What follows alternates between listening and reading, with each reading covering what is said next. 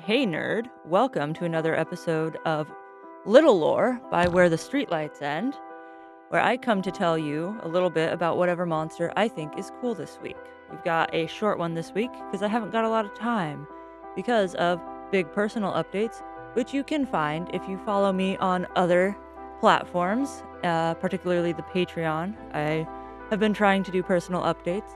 As you can see, my background's always changing. I wonder why that is. Anyway, today we have another monster from the English countryside. People liked Jenny Greenteeth. I hope you like this one too. So today I'm going to be talking about Kuri, which are basically phantom parasites, right? It's really cool. So I'm going to be reading off of an article that I wrote a long time ago, and then that way I can do it quickly and still get you the cool information. Sorry about that if it comes out weird. So, according to English folklore, Kuri are spirits which haunt the area around shallow or makeshift graves.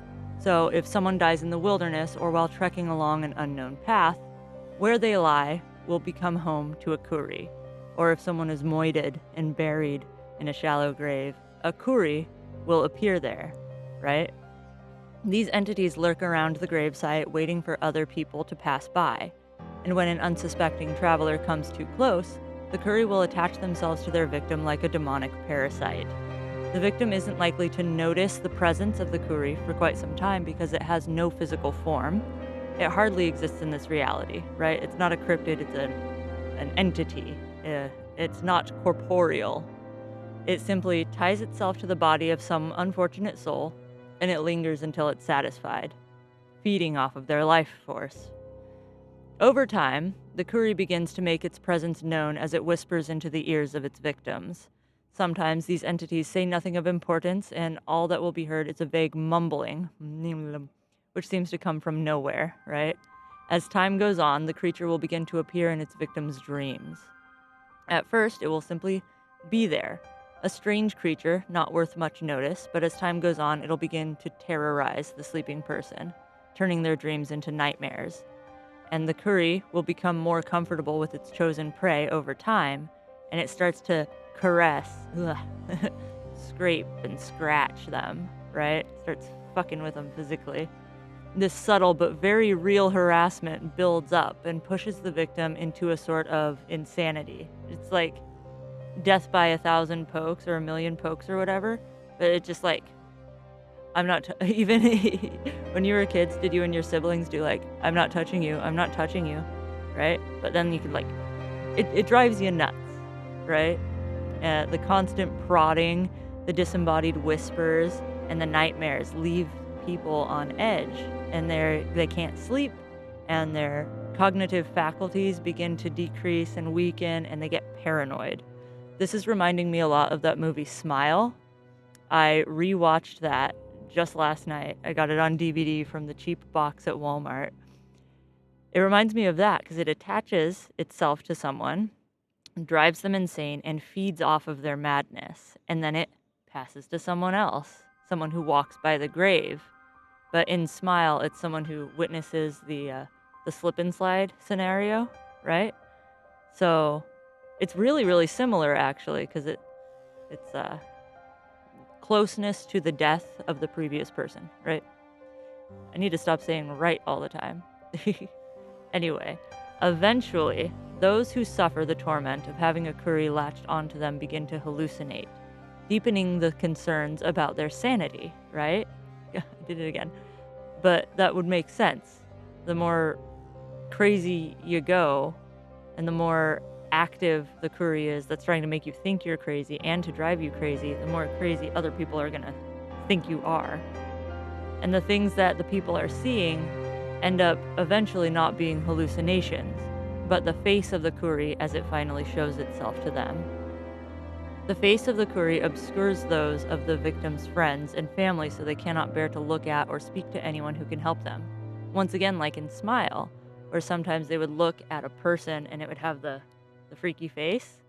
So when you look at a loved one, your wife, your daughter, your friend, if you have a Kuri attached to you, eventually you see the face of the demon on the face of your loved one. And so you don't want to talk to them anymore. You're not going to go to anyone for help. It sounds terrible.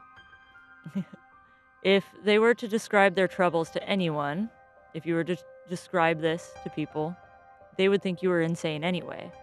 And so by doing this, it further ensures that you don't seek help from anyone. Because you know, if you tell someone, I'm being harassed by an entity, by a demon, and I keep seeing the demon's face on people's faces and it's whispering in my ears, people are going to be like, honey, let's get you to a psychiatrist. Right? As the victims lose hope, the Kuri begins to speak clearly to them. This is the time when the Kuri demands that they return to the grave where they first met. The Kuri insists that it must return home, and it begs and pleads for the person to go back. With no other choice, the host begins walking back toward where they think the entity first attached itself to them. Now, often, the site is secluded and far away in the wild or otherwise far from civilization. You know, it's where someone is in an unmarked grave or a shallow grave, so it's not, readily accessible. And the walk is long, and it's miserable. And remember, this person's kind of going loopy. So in such a declining mental and physical state, the victim doesn't plan their journey very well or bring any supplies with them. They're just like, okay, I guess we're going. We get rid of you, and they don't bring supplies that will last them and, make them able to survive in the wilderness like that. And they start going on the trek to the haunted place, right, to the grave site. And along the way, the Kuri's host becomes weaker and weaker, dehydrated, fatigued, sometimes starving, depending on how far out it is.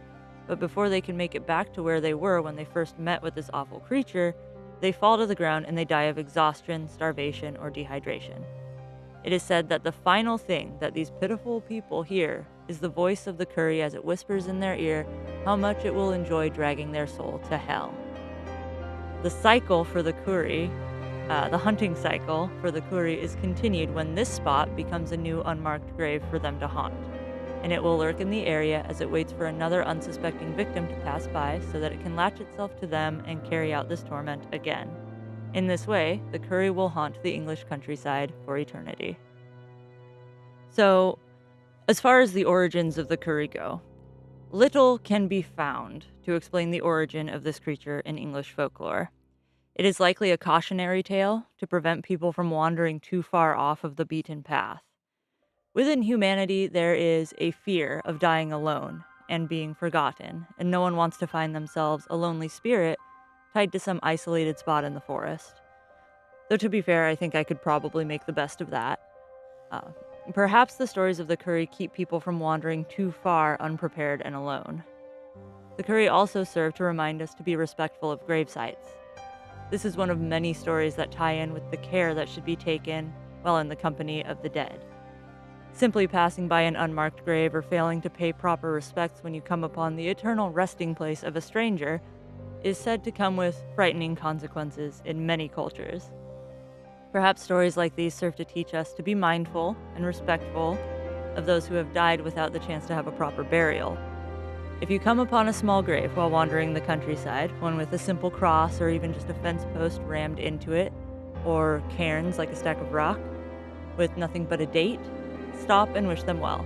Hopefully the Kuri or whatever other force may be present will let you go on your way in peace. And I did all of this research quite a while ago. This article was written a few years ago. 2020 is when I started. So that is the story of the Kuri, the phantom parasite of English folklore.